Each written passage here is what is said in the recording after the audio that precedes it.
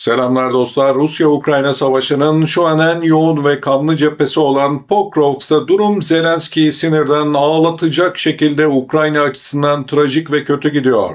Ukrayna'da artık savaş motivasyonu kalmamış durumda ve ülkeden kaçışlar rekor seviyelere tırmandı. Üstelik Ukrayna'nın savaşmasında en büyük desteği veren Avrupalı liderler trajik yenilgi öncesi kendisini hiç şaşırtıcı olmayan ve alışık olduğumuz bir şekilde tek tek satmaya başladı. Eski BlackRock CEO'su, şimdinin de Almanya şansölyesi Merz da geçtiğimiz günlerde ülkesine dolan Ukraynalı mültecilerden kameralar önünde şikayet ederek savaşabilecek Ukraynalı erkeklerin Almanya'da sosyal yardımlardan yararlanması yerine gidip ülkeleri için savaşması gerektiğini çok sert bir tonda söyledi. Oysa savaşın başlangıcında tavırlar ne kadar da farklıydı değil mi? Bu arada Avrupa genelinde de Ukraynalı mültecilere yönelik sistematik şiddetin dozu sürekli artmaya devam ediyor. Şimdilerde savaşın ölümcül sahnesinde Doğu Ukrayna'nın stratejik kavşağı Pokrovsk yani Donetsk Oblastı bir kader dönüm noktasına doğru sürükleniyor. Rusya-Ukrayna hattında yıllardır süren çekişmenin bir sonraki büyük sınavı olarak ortaya çıkan bu şehir artık sadece haritadan ibaret değil.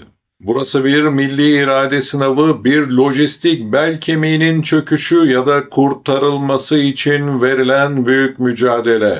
Bu videoda Pokrovsk'un neden bu kadar önemli olduğunu, nasıl bu duruma geldiğini, cephede neler olduğunu ve bundan sonra neler olabileceğini ve savaşın sonucuna nasıl etki edeceğini birlikte analiz masamıza yatıracağız. Gördüğünüz gibi yine çok özel bir içerikte karşınızdayım ve Rusya-Ukrayna savaşı ve Pokrovsk cephesine dair en güncel ve objektif bilgileri sizlere aktarmaya çalışacağım.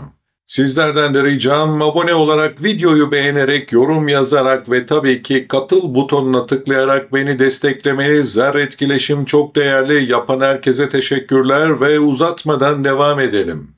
Öncelikle Pokrovsk'un konumu ve önemi üzerinde duralım. Donetsk bölgesinin batı sınırına yakın demiryolu ve karayolu kavşağı işlevi gören bu çok önemli şehir pre-savaş döneminde 60 bin civarında bir nüfusu barındırıyordu.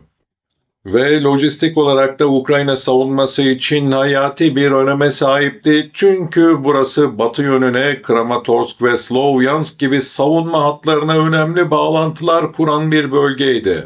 Rus güçleri içinse burayı ele geçirmek yalnızca bir şehir kazanmak anlamına gelmiyor, büyük bir resmi etkileyecek çok büyük bir atılım. Çünkü şehir üç yönlü saldırılarla kuşatma altında bırakılabilir bir hedef haline gelmiş durumda. Peki şu an cephede gerçekte neler oluyor ve neler dönüyor?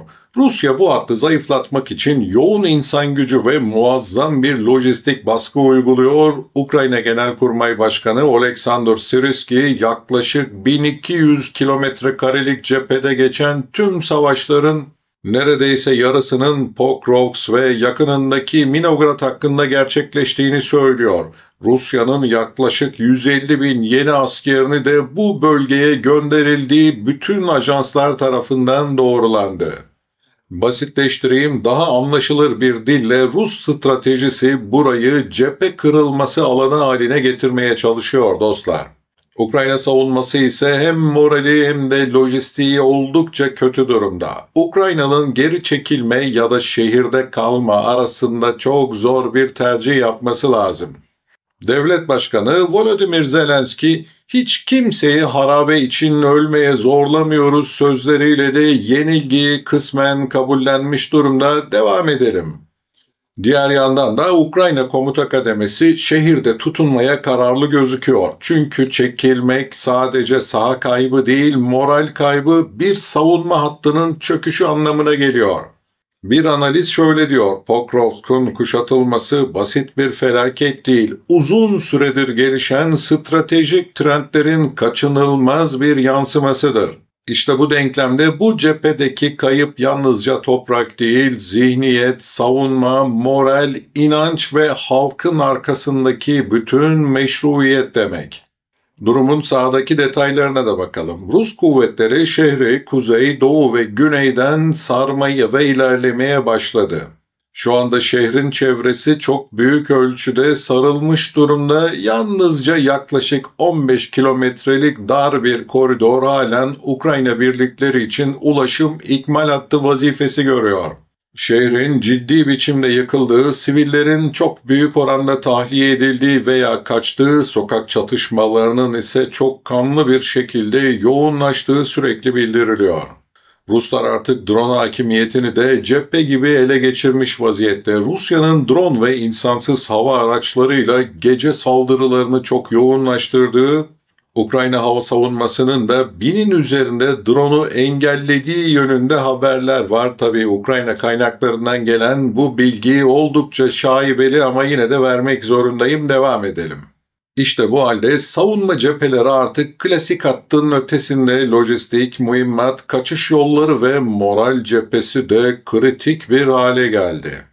Ukrayna'nın elinde kötü bir seçenek var. Ya şehirde fazla kayıpla tutunacak, elindeki askerleri kaybedecek ya da kontrollü bir geri çekilme planlayacak.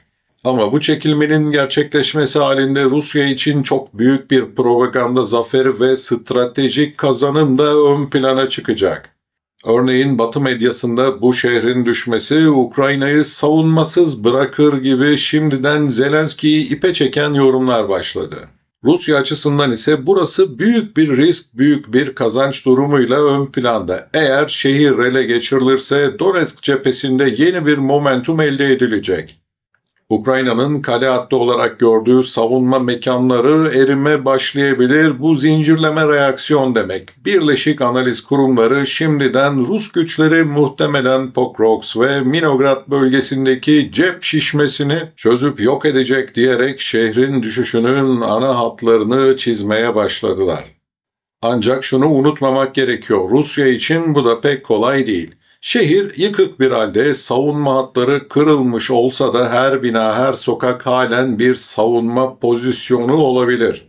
Kayıplar, moral kayıpları, lojistik açmazlar büyük bir risk doğuruyor. Peki bundan sonrası ne olabilir? İki olası büyük senaryo var. İşte bundan sonrası hayati öneme sahip, lütfen bana kulak verin.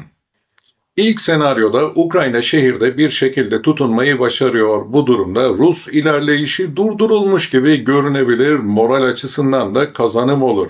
Ancak bu ağır kayıplar ve uzun süren kuşatma çok büyük bir yıpratma savaşına dönüşüyor anlamına gelir. Zaman Ukrayna için değil, cephane, mühimmat ve askerin azalmasıyla her şey kabusa dönebilir. Dolayısıyla bu senaryo sadece savunmayı uzatır ama sonu engelleyemez, hiçbir şekilde de bir zafer ortaya çıkartamaz Ukrayna lehine. İkinci senaryoda ise Ukrayna kontrollü ya da plansız bir şekilde geri çekilmek zorunda kalır. Şehir Rus kontrolüne geçerse bu sadece coğrafya kaybı değil, savunmanın psikolojik cephesinin de kırılması olur. Rusya bu başarıyı çok yoğun bir propaganda olarak kullanır. Ukrayna'nın müttefikleri üzerindeki şüpheler artar, yardımlar azalır, savunma hattında yeni bir kırılganlık oluşur. İşte bu noktada benim analizim de şöyle. Şu an için ikinci senaryo çok daha gerçekçi görünüyor çünkü veri bize şunu söylüyor. Ukrayna'nın her şeyi tükeniyor, Rusya sayıca ve malzeme olarak çok üstün. Örneğin Moskova 150 bin yeni askeri bu cepheye yönlendirmiş durumda. Bakın, yine de bu durum anlık bir düşüş anlamına gelmez. Savunma savaşı devam ediyor, edebilir. Her gün, her saatte değişebilir. Ayrıca uluslararası destek ve yeni stratejiler belki Ukrayna için çok küçük bir olasılık da olsa bir nefes aldırabilir. İşte bu tablo içinde üçüncü bir katman daha var. Medya ve algı savaşı, bildiğiniz gibi. Şehir düşerse Ukrayna yaklaşıyor mu sorusu değil, Ukrayna kaybediyor mu sorusu gündeme gelecek. Bu dar bilgi alanımı Batı desteğinin moral üstünlüğünü doğrudan etkiler. Bu yüzden her iki tarafta bu cephede yalnızca top ateşiyle değil, aynı zamanda algıyla da savaşıyor. Sonuç olarak Pokrovsk şu anda bir şehirden çok daha öte bir sembol haline gelmiş durumda. Burada kaybedilecek sadece birkaç kilometre değil, bir savunma hattı, bir umut, bir direnç hattı veya bütün bir ülkenin morali. Ve kazanan tarafta sadece arazi değil, aynı zamanda hikayeyi yazacak olandır. Zaman ve direnç Ukrayna için daralıyor, durum kötüye gidiyor. Moskova içinse bir zafer planında çok büyük fırsat var. Ama belirtiyorum, bu zaferin maliyeti biraz ağır olabilir. Videomuzu toparlamak gerekirse uzun süredir söylediğim gibi Ukrayna aslında fiilen yenilmiş durumda ama Zelenski kendisine yapılan baskı gereğince ölen Ukraynalıların hayatını umursamadan bu yıkımı ne pahasına olursa olsun uzatmaya kararlı görünüyor ama Ukrayna'nın artık buna dayanabilecek gücü kalmadığı da aşikar. Cephe hattından ve gerisinden en sağlıklı bilgi akışı için abone olmayı ve videoyu paylaşmayı lütfen unutmayın. İzlediğiniz için teşekkürler.